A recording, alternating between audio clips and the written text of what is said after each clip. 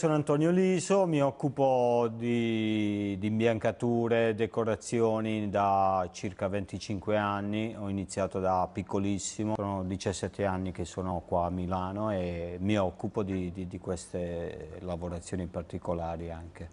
Mi definisco una persona abbastanza sincera, vado diretto, dico la verità in faccia a tutti e a volte mi trovo anche in difficoltà per il mio carattere. Ma nel mio lavoro per me è molto importante offrire la qualità alla gente, quindi cerco sempre di non sbagliare perché per me è molto importante dare soddisfazione al mio cliente o anche la gente che lavora con me, per dire.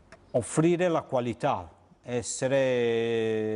dare un lavoro con un risultato al 100%. Ogni lavoro è come fare un lavoro la prima volta, quindi per me è sempre una soddisfazione. Tutti i lavori per me sono importanti perché non do niente per scontato, è sempre una sfida per me.